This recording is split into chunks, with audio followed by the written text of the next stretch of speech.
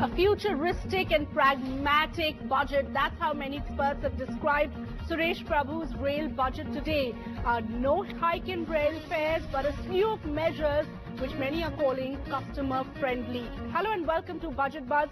On the show today, we analyze what the rail budget really means for you, as well as for the economy and for the cash-strapped railways as well. I'm Shweta Rajpal-Kohli, and joining me here on the show, our panel of experts, Vivek Gupta, partner of BMR, and Jayjeet Bhattacharya, partner KPMG. Will also be joined by our reporters from across the country who will be bringing us views from of commuters and what they really believe the rail budget has done for them. But first up, let's get you some of the key highlights and what Railway Minister Suresh Prabhu had to say during the speech. For the year 2016-17, we expect an operating ratio of 92% after including the immediate impact of the 7th Pay Commission as against 90% likely to be achieved in the current year. This has been largely possible due to extensive cost optimization and revenue enhancement through innovative means than next year.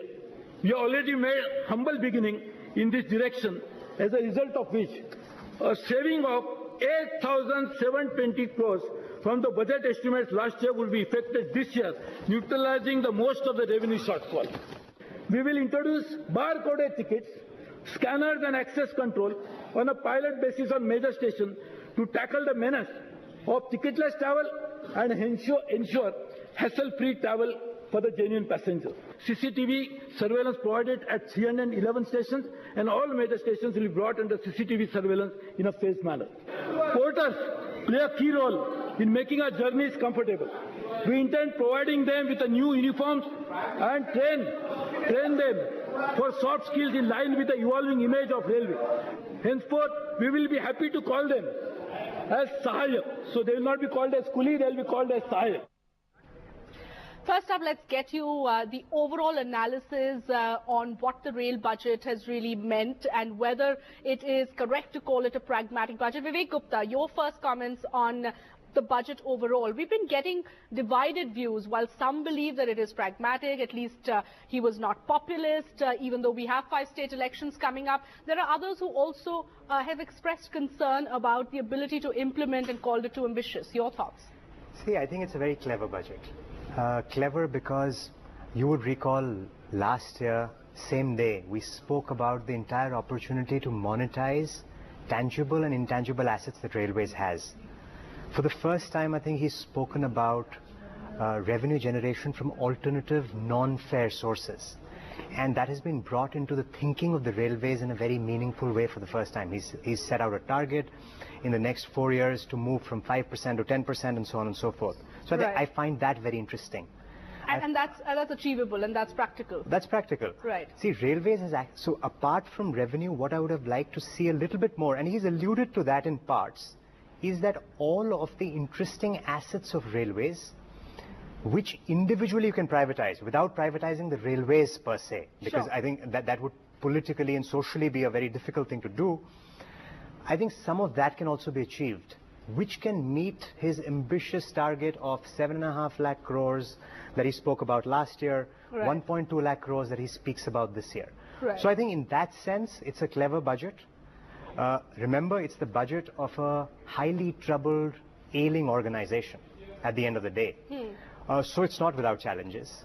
I find the fact that LIC will give loans to the railways on very favorable terms as off-budget support maybe.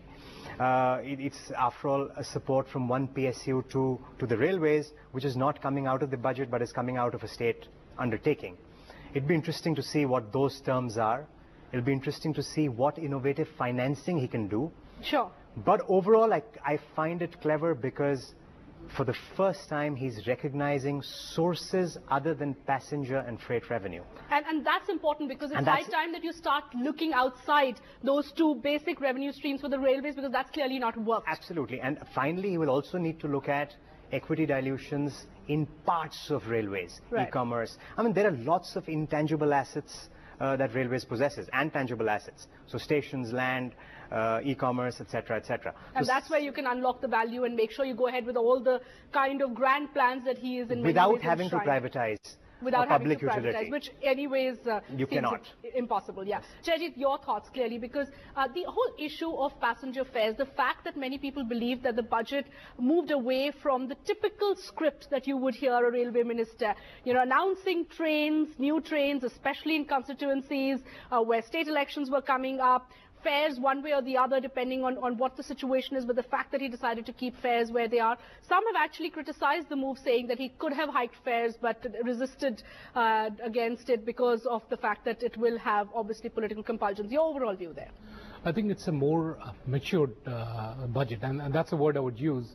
And it's in line with what happened last year also. It was directionally a more mature budget with no knee-jerk trains being announced, no trains going from nowhere to nowhere being announced, and it's more of a policy-driven budget.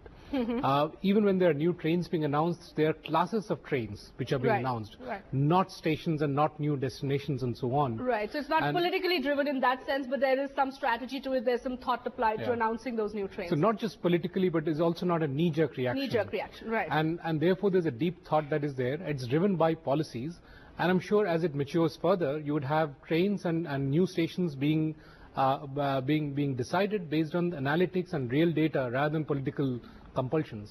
Okay, those are important points coming in, but let's try and bring you now reactions of commuters, those train passengers. How do they think, how do they rate this budget? Let me now go across to Ankita, who joins us from Mumbai. We're also joined by Sam Daniel from Chennai and Rohit from Ahmedabad. Ankita, to you first. Mumbai, of course, a major hub out there. There's also talk that a railways minister is going to be speaking to the government for staggered work hours to reduce the kind of pressure there is. Share with us what the initial reaction of commuters there has been. Right. So the response has been quite mixed actually. If you look at the positives in this budget for Mumbai, A is the fact that the number of the size of the platforms are going to be raised, which is definitely a big issue because about 10 people each day they die over here because of railway accidents, and one of the biggest reasons for that is because of the distance between the tracks, between the train as well as the platform. Another thing is the proposal of two elevated platforms, that is one from CST to Panvel and the other is from Churchgate to Virana. That will definitely help ease the traffic, ease the crowds during the peak hours. Another thing also is the fact that the fares have not been hiked. Now I have with me a few commuters here. Can you tell us about what's your take on the budget? Where do you think what's your take, positive or negative? See, the budget is quite mixed feelings. We have quite mixed feelings. But regarding the safety issue that people hang from the doors of the railways, and also the height of the railway platform has been increased, that is much appreciable. But also the door issue is very much more, and also the hygiene on the stations is not much as we expect. Much needs to be done on that aspect. What about you? Actually, when the work is going on for the raising of platforms, most of them are, that's not really how you work. You have to complete the work as you started. Safety measures are not taken. So that is one of the... Right. Okay. So apart from that, well, the people who are most disappointed are women, because they have been demanding for extra coaches for especially first class, because even though the entire train is crowded, it's women who suffer the most because there's hardly any space for them. So can you tell us about the problems that you all face? The problem is that when we get into the train, the people who are gathered, they really push. So they should extend the bogie, for the ladies, at least they should extend the bogie, and they should also, the gap between train and the platform is not good. Okay. Instead of getting in the train, people get on the track. Do you have any question for our panelists? I want to ask the question about safety issues of the people. We daily travel like animals in the train, but I want to ask, what are the safety issues that have been taken what can be done, basically? So that's what they're asking. What can be done? All right, Ankita, let me also get some views from Ahmedabad. Rohit Bhan is there, and of course from Chennai, where Sam Daniel is there. Rohit, to you first. Share with us what some of the commuters in Ahmedabad are telling you.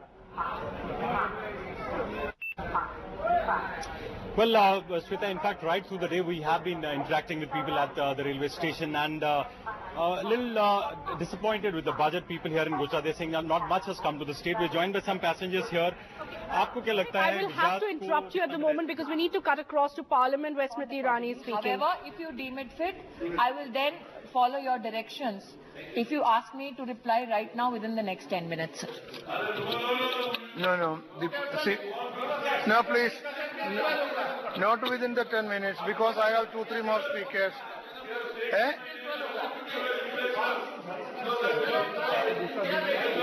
You want reply today or tomorrow? No, it's a minute. No, it's till 12 o'clock, no problem. This is not way. Every member wants to speak. I would say, the minister can decide to reply. If the minister says you are replying tomorrow, yes, then it is, we have no problem. But if that is why she requested in the interest of the honorable members, क्योंकि सारे members जो है वो अपनी बात को detail में कह सके क्योंकि अभी 16-17 मेंबर्स हैं, बट कुछ मेंबर्स और बात अपने before 7:30 in any case it is difficult. Bill today, sir. Why not bill? Only calling attention, only short duration. No bill. We agree for one week. This is not way. Then you, sir, this is not way. This tactics is not going on. Said 7:30. No, sir. Minister replied. No, sir. No, it is not possible. Otherwise, no bill. Only calling attention, only short duration, only hangama, no bill. Mr. Nakwiji, no bill. We are legislature. We are House of Legislation. And when they are saying that no legislation. You want to reply today. That is the point. Only then the bill. You conclude this and then the bill. You be specific. You decide when you HUD, no problem. Your point. No, let me reply to HUD. Your problem is you want reply today. No, I'm saying bill will be taken up until this discussion is concluded. No, that means discussion concluded, bill can be taken up. No, that is understanding. You want to reply tomorrow, no bill. You are violating the decision and you are violating. What decided? We decided in Mr. Naqvi, this is our commitment. Mr. Naqvi, no problem. You see, there need not be any shadow of fight. Only what he is saying and other members are saying that have the reply and then bill. That's all. We can have both. Then we can have both. No problem. Because we have decided that both issues will be taken and bill. Okay, no problem. If members are we are ready to sit if members are there, we are ready to sit quorum is there, 12 o'clock. I will be here. We will pass it. Okay. Good. Now, so come to the next person, Mr. Hanuman Rao. Mr. Hanuman Rao. Take only 5 minutes. 3 bill लेंगे हम. Take only 5 minutes. तो आप बोल दो कि 3 bill लो आज. Sir, Deputy Chairman, sir, repeatedly our Honorable Minister has taken my name because I also wrote a letter, but my letter is entirely different. The which Bandaru Dattatreya wrote a letter is entirely different. When I was a court member in Hyderabad University, at that time, there is a lot of allegations have come against the Vice Chancellor, and also repeatedly they are mishandling, and there is a misappropriation of the money, and also 3 semesters. Chairman, Deputy Chairman, sir, 3 semesters, 6.7. We'll keep revisiting the campus nationalism debate that's taking place in Parliament. Time now for a quick break, but we'll be back with our special show on the rail budget after the break. Stay tuned.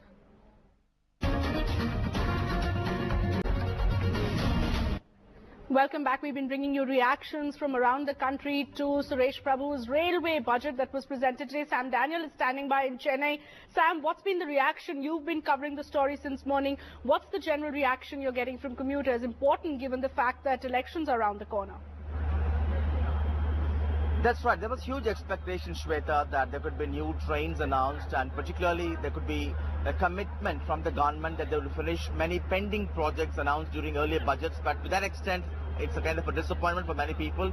But the fact that there is no railway tariff hike, that's a plus. Many like it, many welcome it. Also the fact that there will be web-based services available for passengers there'll be a 24/7 helpline available for women passengers.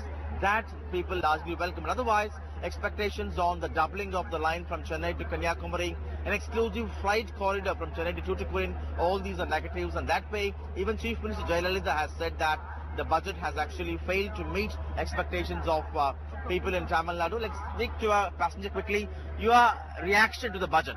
I'm a frequent traveler. I do move on a long distance train very frequently. But the issue is that I don't think so budget has addressed the cleanliness issues or maybe the passenger comfort issues. Those things has not been covered yet. That's the first feeler on the budget. Right. We have a panel of experts in the studio. Would you have any questions for them?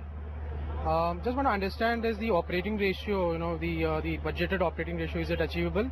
And the borrowing plans for the railways, is it achievable? So, right. Thank you so much. So Shweta, voice from Chennai.